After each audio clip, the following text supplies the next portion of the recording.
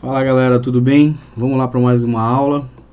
Hoje nós vamos abordar o tema do Renascimento, ainda dentro desse contexto histórico aí, né, sobre a Idade Moderna, beleza?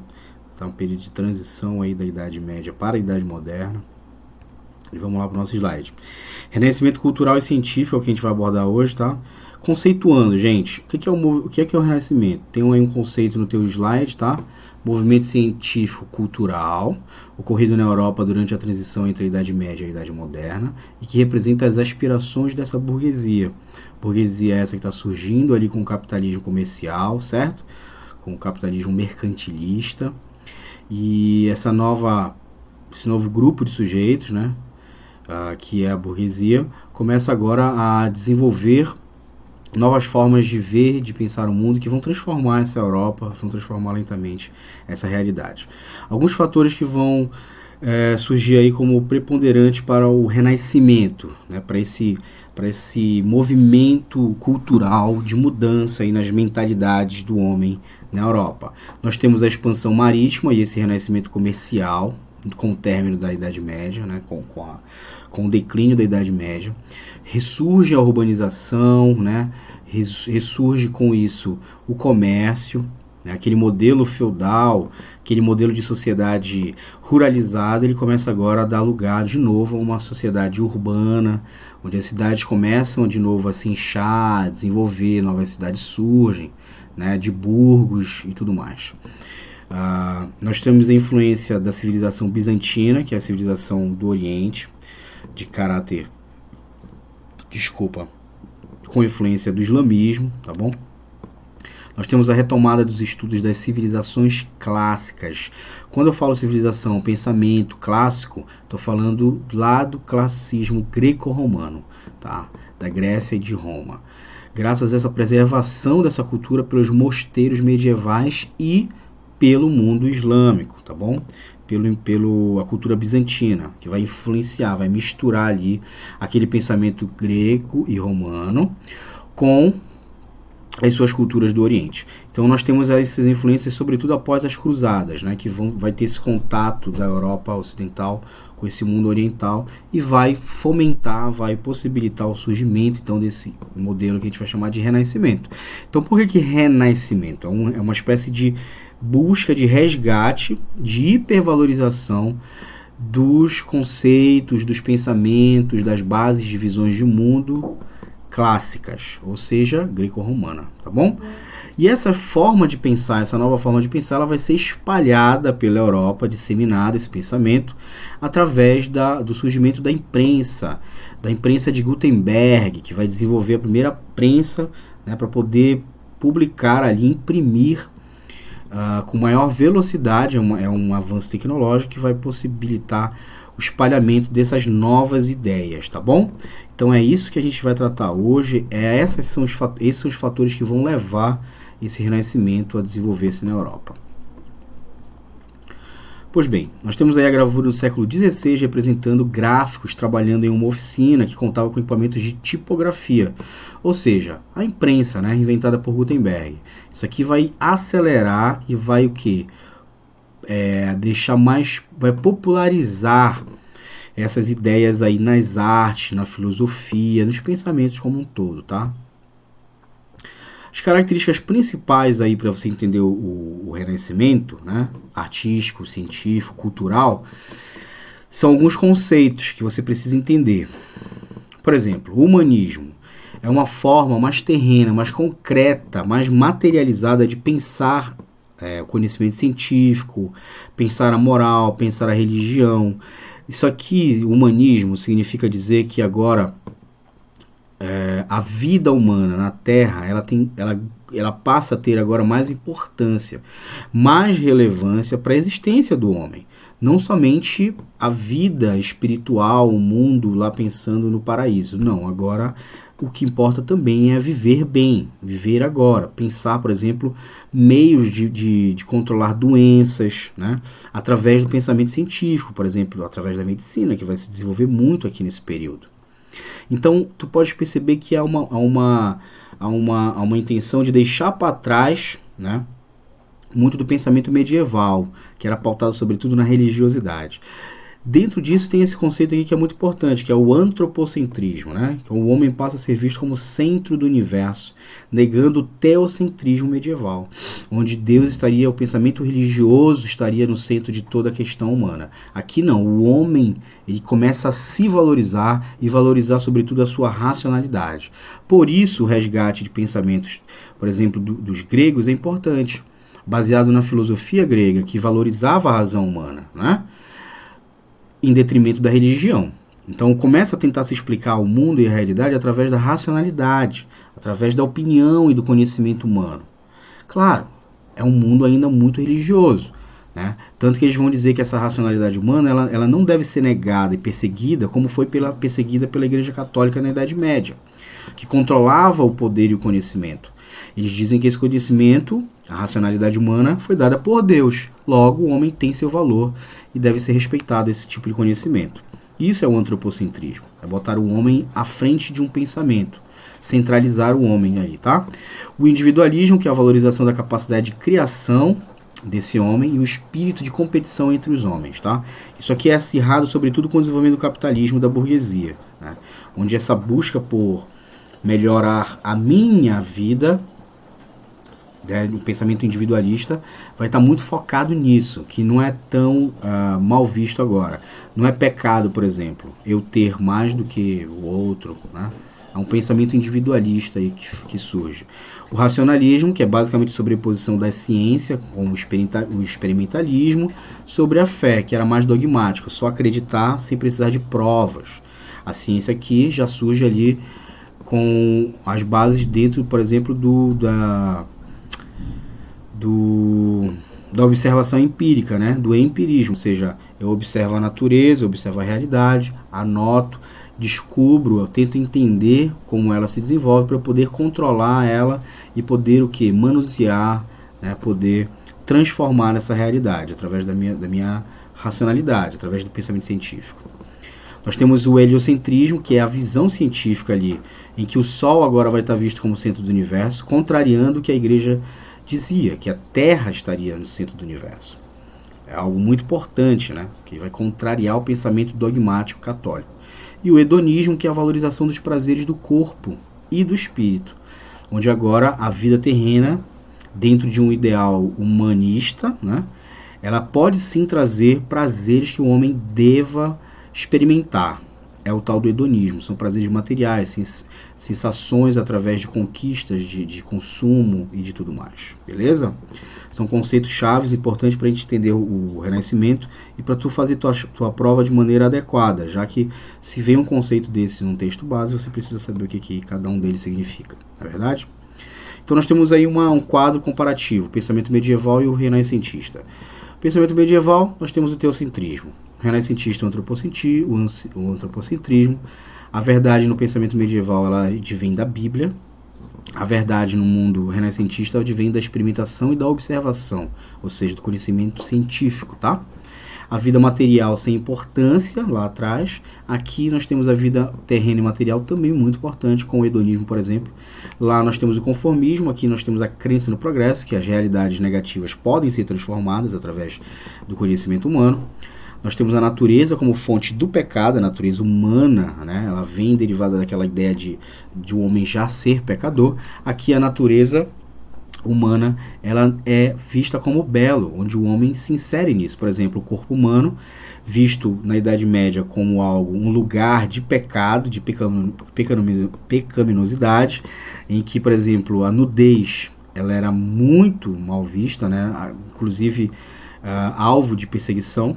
Aqui no renascentismo não, nós vamos ver, por exemplo, obras de arte que vão ter como sujeitos principais, representações principais, o corpo humano nu, né? Então você já começa a perceber também que esses conceitos aí de antropocentrismo, de humanismo, de colocar a vida humana ali dentro de um valor, ela fica representada inclusive na obra de arte.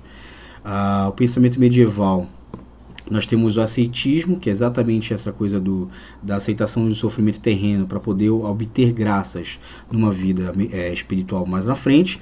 E no renascentismo nós temos o hedonismo, como eu já te expliquei. O pensamento medieval ele é dogmático, ele é dogmatismo, né? Baseado em dogmatismo. E aqui nós temos a diferenciação entre fé e razão no Renascimento. Beleza? Acho que deu para ficar bem clara essa diferença, né? Esse renascimento cultural ele vai se desenvolver na cidade de Florença, capital das artes, né? O Renascimento começou em Florença quando pintores, escultores, arquitetos criaram entre o século XIII e XV uma quantidade infinita, né, de obras de arte. Florença, assim como outras cidades italianas, ela tem um motivo para que ocorra esse renascimento lá, esse movimento. Porque era uma cidade comercial. Após a Idade Média, na Baixa Idade Média, esse renascimento comercial ele vai surgir sobretudo na Itália, porque a Itália vai começar o seu processo de comércio com o Oriente Próximo, né? Não à toa, essa influência islâmica bizantina vai cair exatamente sobre essas cidades italianas, e é por isso é questão de prova, que o renascimento ocorre na Itália, nessas cidades, tá bom? Fatores, então, para o pioneirismo italiano no Renascimento, eu adequo isso no slide para ti. O desenvolvimento comercial das suas cidades foram muito cedo lá. Os mecenatos, que é uma burguesia incentivadora e protetora das artes. A burguesia quer consumir obras de arte que atendam às suas demandas, né? Abrigo dos sábios e artistas bizantinos, quando Constantinopla cai, o Império Bizantino cai, conquistado inclusive pelos italianos. Muitos desses pensadores, artistas vão para a Itália. E lá é sede do Império Romano, né? Então, muito daquela cultura greco-romana ficou lá, nas cidades, inclusive, na arquitetura, as obras de arte, esculturas estavam exatamente na Itália. Então, esse berço romano também é uma das causas para o Renascimento ocorrer lá, não esquece. Então, bora entender o que é mecenato. Aqui nós temos uma representação de um burguês tradicional, certo? Do período. É um cara vestido todo de vermelho. Veja bem, isso é muito simbólico. Por quê? No período, a tintura vermelha ela era muito cara, né? Somente pessoas com um grande poder aquisitivo, pessoas abastadas, conseguiam adquirir, consumir esse tipo de produto têxtil. Para te ter uma ideia, essa tintura vermelha era tão cara que ela virou produto de exploração na colônia portuguesa, que era o Brasil, através do pau-brasil. A partir de 1500, o primeiro produto a ser explorado por Portugal é exatamente o pau-brasil, porque através do beneficiamento dessa madeira era extraída essa tintura vermelha dessa árvore. E essa tintura vermelha era muito procurada na Europa como bem de consumo, só por causa da cor, porque poucas pessoas tinham cores vermelhas. Era um sinônimo, era um status de poder aquisitivo, de uma pessoa diferenciada na sociedade, tá? Eram exatamente esses burgueses. Então, mecenato é um termo que indica o incentivo e o patrocínio dos artistas e de literatos, e mais amplamente de atividades artísticas e culturais como um todo. Essa burguesia ela vai patrocinar, financiar essa arte, tá? Os mecenas, como eram conhecidos esses burgueses, nós tínhamos até príncipes e alguns papas, inclusive, protagonizavam aí o incentivo às artes e os artistas renascentistas. Então, o mecenato é uma forma de apoio, de pagar pensões para artistas. Leonardo da Vinci vai ser sustentado por mecenas e por aí vai, tá? Não esqueçam disso, isso pode cair em prova. Entre as famílias mais ricas de Florença encontravam-se os Médicis, que acabaram por controlar o governo da cidade e tornaram-se mecenas bem generosos, tá? Principais autores e obras do Renascimento artístico cultural na Itália. Nós temos alguns nomes aí para você se lembrar. Nicolau Maquiavel, que vai escrever O Príncipe, né? Giovanni Boccaccio, Decameron, Dante Alighieri, que vai escrever a Divina Comédia, são literatos. É a cultura renascentista na literatura, tá? Leonardo da Vinci, que vai pintar a Gioconda e a Santa Ceia. Michelangelo, que vai pintar os afrescos no teto da Capela Sistina. Botticelli, que vai pintar o Nascimento de Vênus. Rafael de Sanzio, que vai pintar muitos quadros com temáticas das Madonas, né, que são as Virgens. Então, nós temos aí uma série de... E aqui, inclusive, é algo interessante, né, que a gente lembra das Tartarugas Ninjas, né? Leonardo, Donatello, Michelangelo, né, Rafael, pois é, são nomes de pintores renascentistas, né? Nós temos aí, diante desse fenômeno no Renascimento, algumas fases, tá? Nós temos as fases que chamam-se, primeira, Trecento, que é escrito 300, que é do século XIV, 1300 e larará, né? Resume-se ao período de transição entre a Idade Média e a moderna, surgem os ideais humanistas e clássicos. São os primeiros homens, manifestações artísticas ali, que vão já começar a usar traços desse classicismo e colocar a figura humana como primordial. Então, delimita isso aí. É o primeiro passo, é o surgimento desses ideais classicistas, surge no Trecento. O Quattrocento no século XV, ou seja, 1400 e tarará, vai surgir o período de alta renascença, é onde vai se espalhar para outros países da Europa. Divulga-se obras artísticas muito importantes, como aqui no Quattrocento nós temos o Botticelli, o Da Vinci. Aqui nós vamos ter a Igreja Católica já investindo, né, nesses pintores. Lembrando que vai existir o Renascimento, uma exaltação do humano, do material, do corpo. Porém, esses pintores, eles são católicos, eles continuam com um ideário católico muito forte, apesar de arriscarem, né, se arriscarem a pintar algo diferente, a representar algo diferente. Mas a Igreja Católica, por exemplo, vai financiar e fazer, vai solicitar a pintura de várias obras com temáticas religiosas, como a pintura da Capela Sistina, né, que Rafael vai pintar, com temáticas religiosas. Porém, a representação dessa temática, ela vai ser diferente. Né? A representação do corpo humano vai ganhar uma diferença muito grande. As obras no Cinquecento, que é século XV, 1400 e tarará, aqui tá errado, tá? É século XIV aqui. Quattrocento é século XIV, Cinquecento é século XV, 1400 e tarará. As obras divergem dos temas religiosos, já começa a diferenciar cada vez mais. Surgem as obras com temas laicos, que não são temas religiosos. Espalhamento por países como Portugal, Espanha, França, Alemanha vai se espalhando cada vez mais para a Europa. Aqui, por exemplo, nós vamos ter representações de pessoas, de figuras nas imagens e temas na literatura, por exemplo, como Shakespeare, que vai escrever. O que é uma obra literária de Renascimento? Para você ficar bem claro, para deixar clara e definida. É, por exemplo, a obra de Shakespeare, que a literatura vai falar sobre a vida cotidiana, sobre um casal, por exemplo, de duas famílias burguesas, que são rivais nos comércios, né, dentro das relações comerciais, em que um filho se apaixona pelo outro e isso leva à morte, ou seja, é um drama humano, é um drama sobre sentimentos humanos. Então os sentimentos humanos, eles são hipervalorizados nesse romance de Shakespeare, nessa peça, né? E isso mostra o grau de humanismo, né, de valorização do homem aí dentro das obras de arte. São temas comuns, falando sobre paixão, ódio, inveja, ira. Não são temáticas religiosas. Esse é o ponto que eu quero que você entenda. Nas obras de arte eu vou demonstrar isso aqui melhor para vocês, tá? Olha só.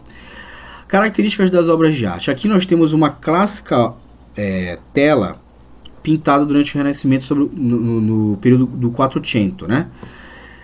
Revela essa obra tridimensionalidade, presença, individualidade e profundidade psicológica, que a gente não encontra nas obras medievais. Essa é a principal diferença. A profundidade é exatamente esse fundo que a tela tem, que a gente vê que percebe a profundidade da sala, como se ela tivesse vista mesmo em 3D. Além disso, nós temos a individualidade aqui das pessoas, por exemplo, é uma família dentro, e é uma família de burgueses. Como é que eu sei, professor? Dá para analisar pelas suas vestimentas e olha o tom de vermelho na cama. Tem bastante vermelho aí, né? Então, basicamente, essas pessoas são abastadas. É uma casa comum de um burguês do século XIV, século XV ali na Itália, representada pela individualidade da família, de uma mulher gestante, uma família que está ali muito bem obrigada dentro do seu individualismo, das suas conquistas econômicas, certo? Então, essa característica é fundamental. Aqui nós temos uma gravura do alemão Dürer. Aqui Jesus Cristo está pensativo e melancólico, como você consegue perceber. Tem a mão levada ao rosto. O gosto pelo corpo, né, e a humanização de Deus são típicos do Renascimento. É trazer uma representação do que era divino para algo próximo de nós. Cristo aqui é representado como um ser humano, com sentimentos inclusive aí, né, de sofrimento. O estilo alemão ainda é bem diferente do italiano, apesar disso, tá? Mas aqui é uma boa forma de representar, de exemplificar para vocês. Olha só, aqui nós temos as três graças. Eu quero que tu compare aqui duas ilustrações italianas. A da esquerda, que eu vou te mostrar essa aqui, ó, ela é medieval. Ela é do século XIV ainda, bem lá no finalzinho da Idade Média. E a da direita, ela pertence a uma obra renascentista de Botticelli do século XV, tá? É Quattrocento, olha só. A gente consegue perceber a diferença na composição artística da obra. Se a gente analisar aqui, as Três Marias medievais são basicamente representações grotescas, são como se fossem pinturas de bonecas hoje pra gente. Não existe representação psicológica, afeição sentimental, elas não têm movimento. Cara, é muito simples, não tem profundidade, é sempre imprimida como se fosse em 2D, né? Não existe aqui, por exemplo, o fundo delas, a costa delas, a gente não consegue identificar isso. Aqui é a mesma temática, as Três Marias, só que pintado pelo renascentista, né, o Botticelli. Aqui não, você vê o movimento do corpo, o movimento do tecido, você vê o tom de 3D com a profundidade do corpo. Você vê aqui um sentimento mais humano na expressão do rosto. Então, essa é a principal diferença de uma pintura medieval e uma pintura renascentista. Tá bom? Fica preparado para essas diferenças aí. A gente trouxe outro exemplo aqui, ó. Uma arte medieval com a temática religiosa, né? Onde aqui é representado a Virgem Maria com o menino Jesus, né? A arte medieval altamente plasmada, né, reta, sem profundidade, sem perspectiva psicológica. É uma representação praticamente não é humana, né? Aqui não, olha aqui, Maria representada pelo menino Jesus e um anjo, né? Aqui nós temos a impressão de ver, né, a magnitude da profundidade da tela. A gente consegue ver a expressão do rosto desse sujeito, desses modelos pintados. Então a gente consegue ver bastante a diferença de uma arte medieval para renascentista, né, com essas técnicas que são utilizadas. E tudo isso aqui mostra a influência do mundo clássico, porque era assim que era representado o corpo humano, mais próximo da realidade. A anatomia humana era feita, representada muito próximo da realidade pelos gregos e romanos, sobretudo nas esculturas, né? Então é isso que os renascentistas buscam, certo? Na sociedade, a gente tem aqui, ó, na ciência renascentista, nós temos um diagrama do sistema heliocêntrico de Copérnico. Copérnico vai colocar a Terra e os planetas em órbita em torno do Sol, né? Tá no livro dele, De Revolutionibus, de 1543, né? Esse cara vai ser perseguido pela Igreja Católica por estar negando uma teoria estipulada pela Igreja Católica que estava errada, hoje comprovada, né? Quem está no centro do universo é a Terra, é o Sol, e não a Terra, como a Igreja dizia. Aqui nós temos Leonardo da Vinci, foi um dos mais notáveis pintores do Renascimento, tá? O maior gênio daquela época, destacou como cientista, matemático, engenheiro, inventor, anatomista, pintor, escultor, arquiteto, botânico, poeta, músico. Ou seja, o cara era fora de série, né? Um gênio que permitiu que a sua genialidade fosse desenvolvida mesmo no período ainda de várias tradições de perseguição contra a razão humana, né? Ele foi conhecido principalmente por pintar as duas principais obras, Mona Lisa e a Última Ceia. Pronto, acabou, né? Só isso aí já deixa o cara... Mas o cara inventou helicóptero no século XV, o cara inventou paraquedas, era realmente fora de série. Tá aqui as duas obras que ele pintou, mais conhecidas, né? Mona Lisa, a gente pode fazer a seguinte leitura rapidamente. Aqui é um tema religioso, aqui é um tema laico, né? Quem é Mona Lisa? Ninguém. Está representando a Virgem Maria? Não. Quem é ela? A gente não sabe. Ela possivelmente isso foi um quadro pintado amando a solicitação de algum mecena, algum burguês. Essa mulher, ela pode ter sido filha ou esposa, bem mais fácil ser filha, de algum burguês, né, lá da Itália, que encomendou o quadro, tendo como tema central da obra exatamente uma mulher comum. Uma mulher comum, sem história religiosa, sem nada. Esse é o termo do laico no Renascimento, tá? É a colocação em evidência de pessoas comuns, tá bom? Leonardo da Vinci deixou cerca de 4.000 páginas com desenhos e anotações projetadas. O cara fazia estudo para te ter uma ideia sobre essa questão da anatomia humana ser muito importante. Ele queria chegar à proximidade da reprodução da perfeição do corpo humano, como se fosse uma obra-prima da natureza, né? Por isso ele vai desenvolver estudos cadavéricos, né? Estudos dentro da anatomia de cadáveres, Por exemplo, os portugueses nem haviam chegado ao Brasil quando Leonardo da Vinci começou um dos mais impressionantes levantamentos de anatomia para entender o funcionamento de órgãos, de esqueleto, dos músculos. Então ele pagava para alguns ladrões de corpos levarem corpos para ele dissecar. Então ele cortava, olhava como é que funcionavam os músculos e os ossos. Zúlia, por que ele não leu um livro? Porque não podia, não existia livro na época, né? Lembra que na Idade Média era proibido a abertura do corpo humano, era um pecado mortal, uma heresia, né? A medicina da Idade Média se resumia a rezar muito e tomar chá, basicamente, só, né? E esses estudos, gente, envolvendo a arte, olha, aqui tem um caderno dele de desenho do corpo humano, cara. Ele entendendo o movimento para ele poder reproduzir aquilo de forma perfeita nas artes dele. Mas isso aqui vai desenvolver muito, por exemplo, o conhecimento anatômico que vai ser utilizado na medicina moderna. É aqui que surgem as possibilidades de conhecer o corpo humano para fins práticos da medicina, certo? A revolução científica também, né, do Renascimento, trazia revelações no campo da medicina, como eu estou te falando, contrariavam dogmas da época. Vesálio, que é o pai, né, moderno da anatomia dentro das ciências médicas, comprovou que o homem possuía o mesmo número de costelas que a mulher. Veja só isso. É graças ao Renascimento que essa teoria dentro do catolicismo, que é uma teoria teocêntrica baseada na Bíblia, que dizia que a mulher teria saído da costela de Adão, né? Por isso, todo homem que nascera posteriormente a Adão teria uma costela a menos que as mulheres. Veja só você.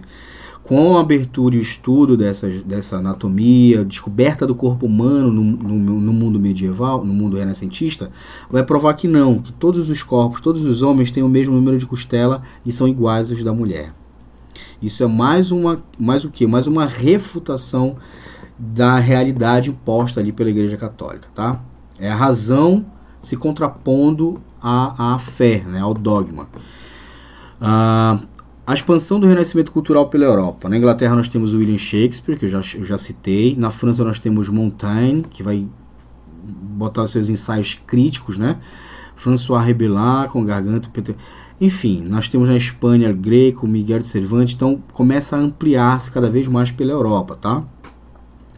Principais expoentes no Renascimento. Copérnico, no Renascimento científico, tá? Nicolau Copérnico, que vai criar a teoria heliocêntrica, né, que a teoria de que o céu está no centro, o Sol está no centro do universo. Galileu Galilei, que vai criar o telescópio, considerado pai da física moderna. O cara vai ser um dos primeiros físicos ali, que vai provar com o telescópio, ele vai refutar a teoria da perfeição dos corpos celestes, que é uma teoria baseada no pensamento aristotélico, que a Igreja Católica botava aquilo como verdade, que todo o corpo celeste, ou seja, planetas, tudo que estava no céu, ele era perfeitamente liso, a sua superfície ela era perfeita, assim como a Terra, porque tudo que Deus fez era perfeito.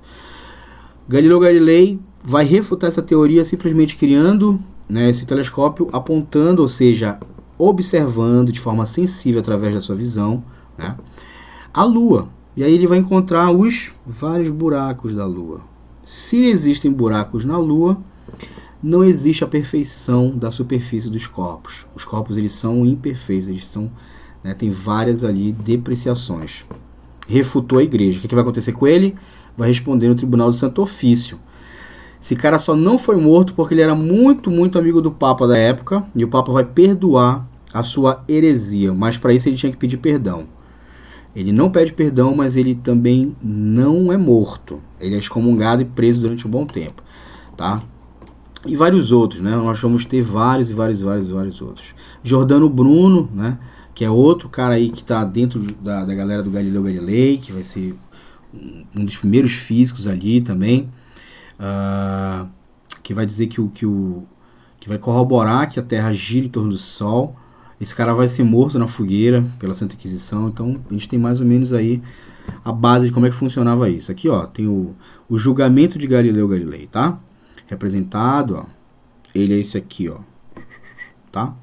E esse aqui é o inquisidor. Olha a cor do cara, né? Das vestimentas, da cabeça ao pé, o sapato certamente também era vermelho, né? Então mostra grande poder aí devido a isso. Beleza, gente? Era isso que eu tinha para falar com vocês hoje. Espero que tenha contribuído, tá bom? Renascimento é um assunto que cai todo ano, sempre cai, relacionado a qualquer tipo de outro assunto ou somente relacionado a ele, mas sempre cai. Façam suas anotações, façam seus esqueminhas aí e vamos pra cima deles, tá bom? Tchau, tchau, abraço.